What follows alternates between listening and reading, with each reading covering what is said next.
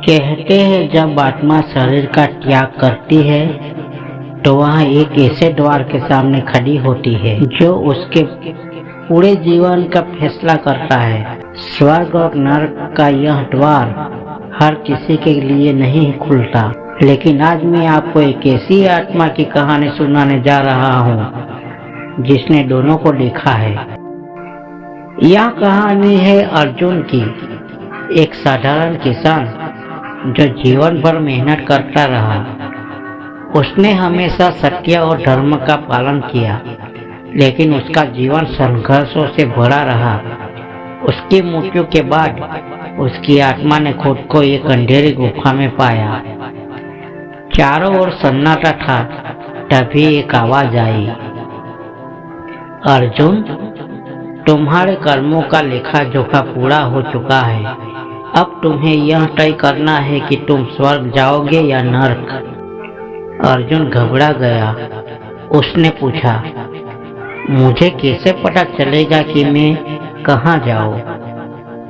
उस आवाज ने कहा, तुम्हें पहले दोनों स्थान को देखने होंगे, उसके बाद तुम्हारे कर्म तय करेंगे कि तुम्हारा स्थान कहाँ होगा।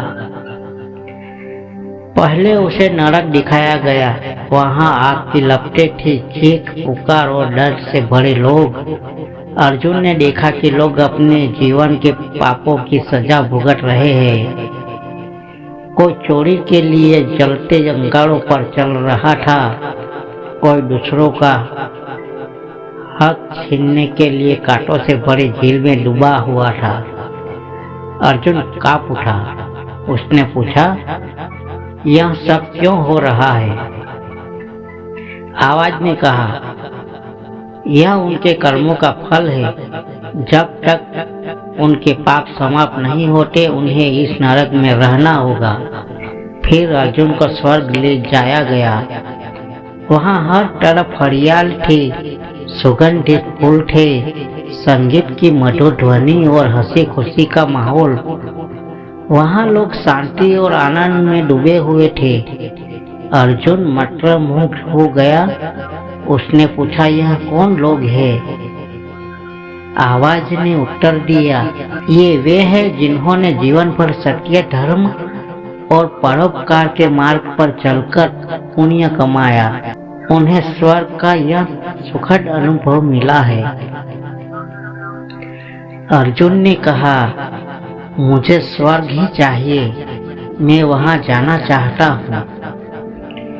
आवाज गूंजी, अभी नहीं अर्जुन, तुम्हें अपनी आत्मा का सामना करना होगा। क्या तुमने अपने जीवन में कभी पाप नहीं किया? अर्जुन चुप हो गया। उसकी आंखों के सामने वह पल आ गए जब उसने अपने पड़ोसी की मदद करने के बजाय उसे नीचा दिखाने की कोशिश की थी। जब उसने एक भूखे भिखारी को खाना देने से मना कर दिया था, वह शर्मिंदा हो गया। आवाज ने कहा, स्वर्ग और नरक तुम्हारे कर्मों के प्रतिबिंब है। आत्मा का निर्णय तुम्हारे भीतर छुपा है। अगर तुमने अपने पापों को स्वीकार कर लिया हो और उन्हें सीख ली तो तुम्हें मोक्ष प्राप्त होगा, लेकिन अगर तुम उन्हें झूठ से ढकते रहे तो तुम्हारा मार्ग नरक की ओर होगा।